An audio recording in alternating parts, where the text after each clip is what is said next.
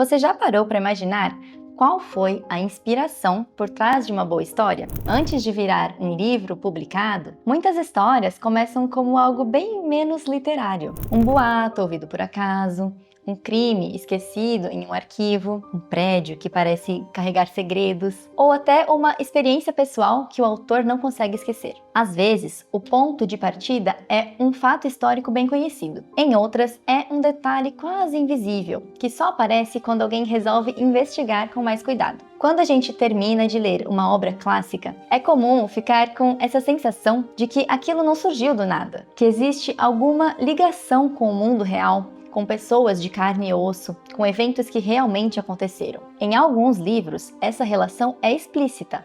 Tolstói, por exemplo, insere diretamente as guerras napoleônicas em Guerra e Paz. Mas, em outros casos, essa conexão fica escondida, diluída na trama, na atmosfera ou nos personagens, e só aparece quando a gente vai realmente pesquisar sobre o contexto ou a biografia do autor. Mas por que isso importa? Porque entender de onde uma história vem muda completamente a forma como a gente lê essa história. O romance deixa de ser apenas uma sequência de acontecimentos e passa a ser uma resposta artística a algo real, um trauma, uma injustiça, uma pergunta histórica. Então, no vídeo de hoje, eu quero mostrar exatamente isso. Nós vamos olhar para 5 livros clássicos que foram, de alguma forma, inspirados por fatos, eventos ou experiências reais, e entender como cada autor transformou esse material concreto em literatura.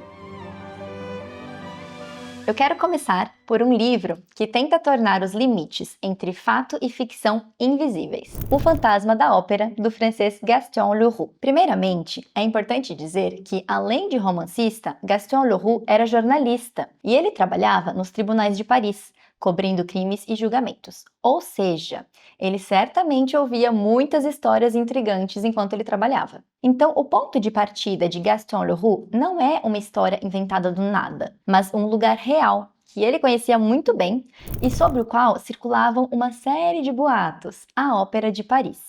Já que ele era jornalista investigativo, Leroux estava habituado a vasculhar arquivos, ouvir testemunhas e reconstruir histórias a partir de fragmentos. Então, quando ele passa a se interessar pelo Palais Garnier, que havia sido recém-inaugurado no fim do século XIX, ele encontra um edifício que praticamente pede por uma narrativa gótica. Era uma ópera monumental, o símbolo máximo da alta cultura parisiense, e era construído sobre um terreno instável, com reservatórios subterrâneos de água, corredores técnicos, passagens de serviço, camarins escondidos, uma estrutura tão complexa que poucos funcionários conheciam ela por inteiro. Além dessa arquitetura real, havia também fatos documentados e lendas. Um deles era o famoso acidente envolvendo o grande lustre da ópera, quando um dos contrapesos de 8 toneladas que sustentavam esse lustre atravessou o teto e caiu, atingindo fatalmente uma mulher que estava na plateia. E há uma cena no livro claramente inspirada por esse acidente real. Havia também relatos de ossadas humanas que tinham sido encontradas supostamente durante as obras, rumores de um camarote que era reservado permanentemente e histórias sobre sons estranhos que as pessoas que trabalhavam lá ouviam vindo dos níveis inferiores do prédio. Então, Gaston Leroux percebeu que, somando esses elementos, não era difícil imaginar que o próprio público da época já via essa ópera como um espaço meio assombrado. Então, o que ele fez foi aproveitar isso e transformar essa sensação existente em uma narrativa organizada. A história acompanha Christine Daae, uma jovem que perdeu os pais. Só que, quando o seu pai, que era um famoso violinista, estava prestes a morrer, ele prometeu a ela que enviaria do paraíso um anjo da música para guiá-la e protegê-la. Aí, a Christine cresce e ela vai trabalhar na Ópera de Paris. Até que um dia, ela começa a ouvir uma voz misteriosa durante os seus ensaios. E essa voz começa a dar a ela aulas secretas de canto, escondido atrás das paredes,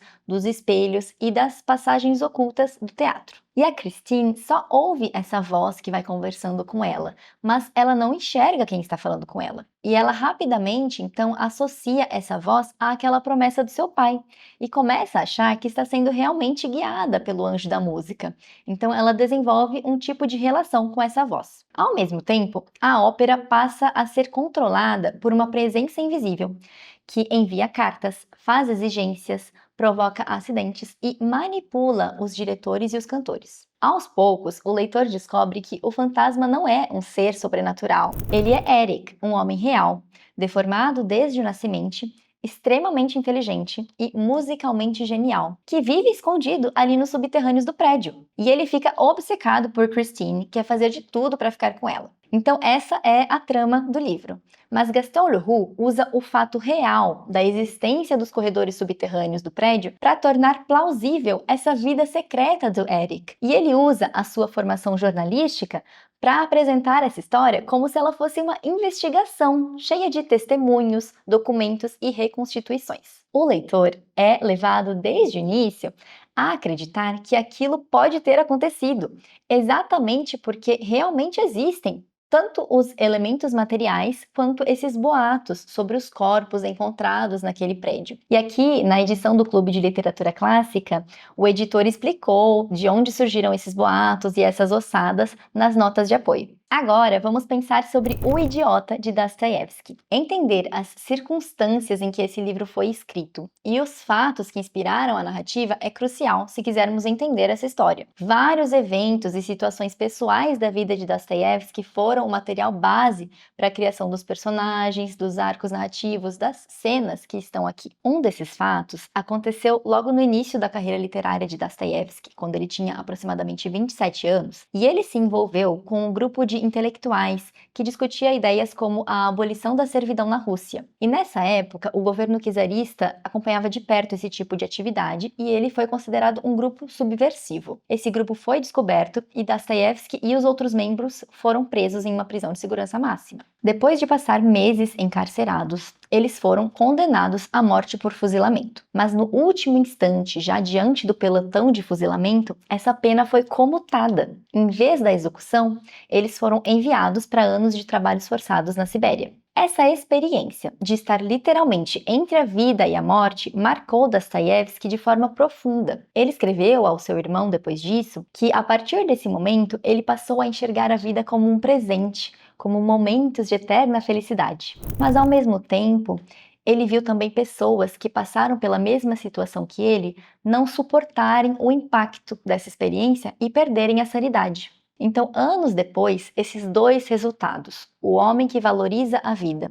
e o homem louco, aparecem encarnados no príncipe Myshkin, o protagonista de O Idiota. O próprio Dostoiévski disse que esse foi o personagem mais difícil que ele já escreveu. Outro evento que influenciou na criação de O Idiota foi o material que Dostoiévski leu nos jornais. Nas anotações iniciais desse livro, Dostoiévski menciona o caso da família russa Umetsky, que ficou muito conhecido na época. Um casal foi acusado pela filha de 14 anos de tortura, e ela incendiou a casa da família para escapar desse destino. Esse caso foi levado ao tribunal e os pais foram condenados. E foi um caso que chamou muito a atenção de Dostoiévski. Ele se compadecia do sofrimento dessa criança, e ele nunca se esqueceu desse caso. Essa menina que cometeu esse ato desesperado seria a inspiração para a criação da personagem Nastassia Filipovna, uma das personagens mais trágicas e encantadoras da obra de Dostoiévski. Outro detalhe real presente nessa história é a doença como material de construção do personagem. Dostoiévski tinha epilepsia e ele decidiu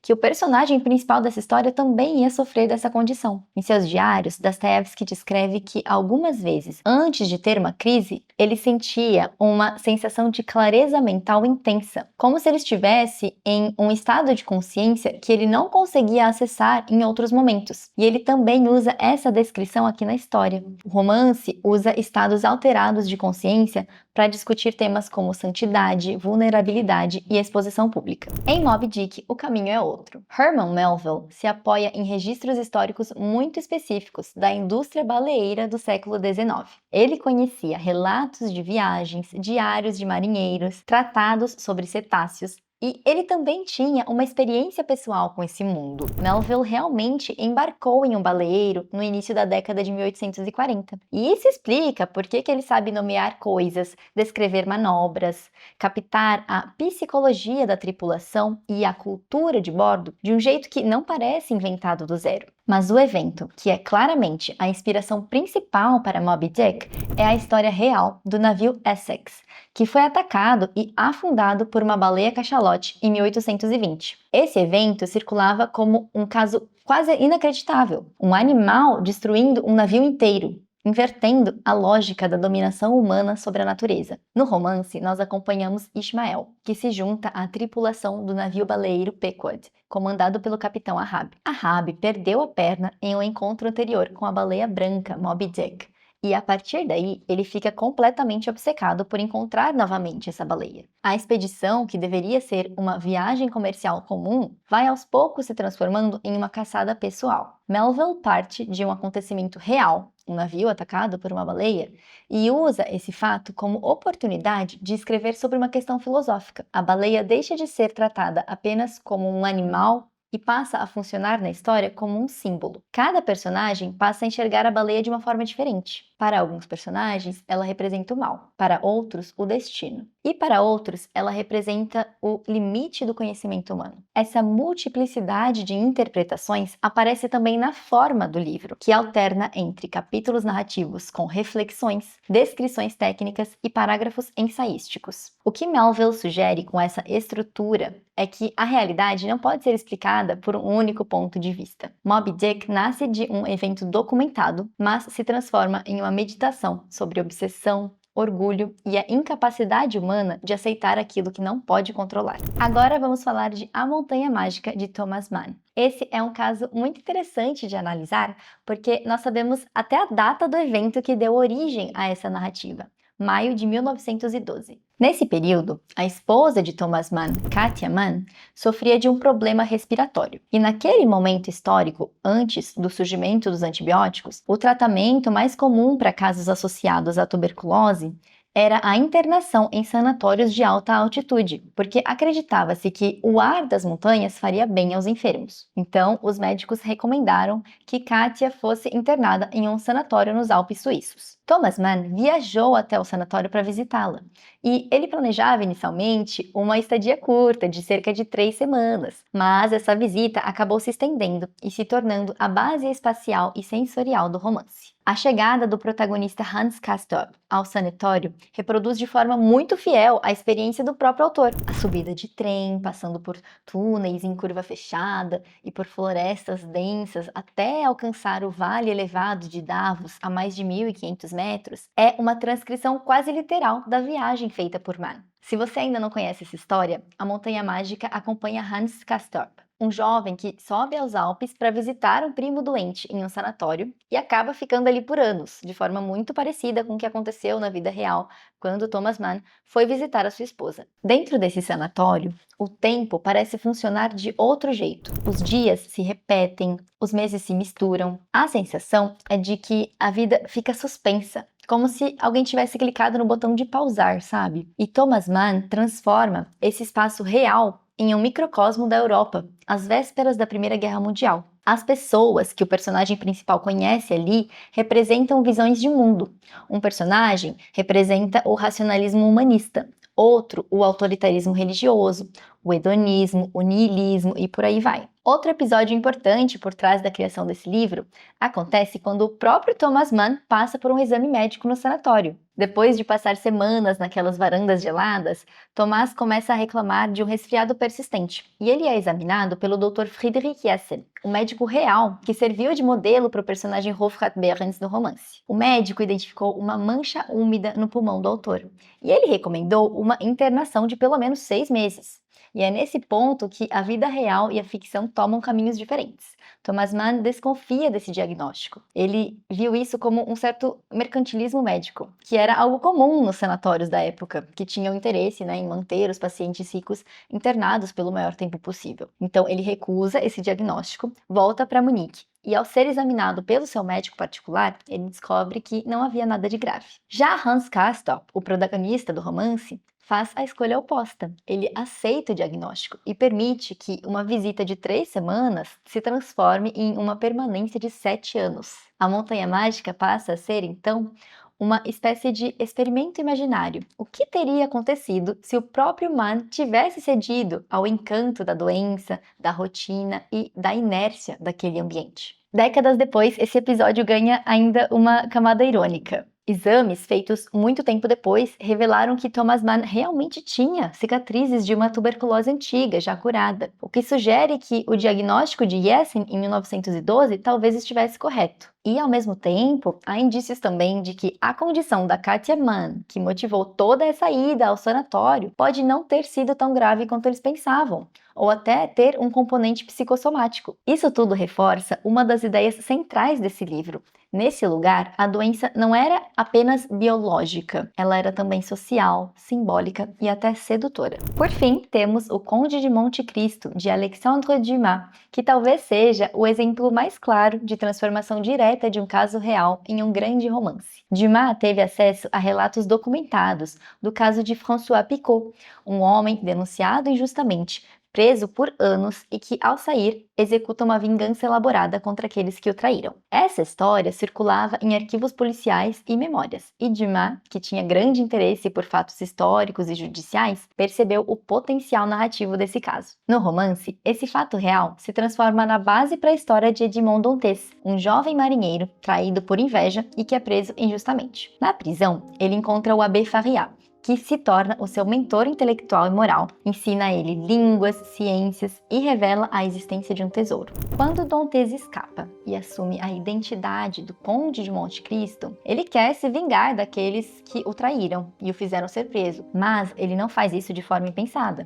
Ele constrói um plano longo, meticuloso, detalhado e que envolve manipulação social, exploração das fraquezas morais dos inimigos e o uso estratégico da riqueza. O fato real dessa denúncia injusta dá ao romance uma base de plausibilidade. O que Dumas acrescenta é a dimensão épica da transformação pessoal. Dantes morre simbolicamente na prisão e renasce como outra pessoa. O que esses 5 livros mostram juntos é que a literatura clássica não se opõe à realidade. Ela dialoga com a realidade de forma profunda e sofisticada. Os fatos reais oferecem densidade e verossimilhança, e a imaginação literária desses autores geniais reorganiza os fatos para produzir sentido e gerar reflexão. Ler esses romances sabendo de onde eles surgem muda completamente a experiência, porque você começa a perceber que cada escolha narrativa carrega uma história anterior, um encontro concreto entre o autor e o mundo. E esses são apenas alguns dos diversos casos de livros inspirados por fatos reais. E agora eu quero saber, a realidade torna o clássico mais fascinante ou você prefere o mistério da ficção? Comenta aqui embaixo a sua opinião. E se você conhece algum outro livro que esconde algum segredo histórico, deixa também nos comentários. Boa leitura e até o próximo vídeo!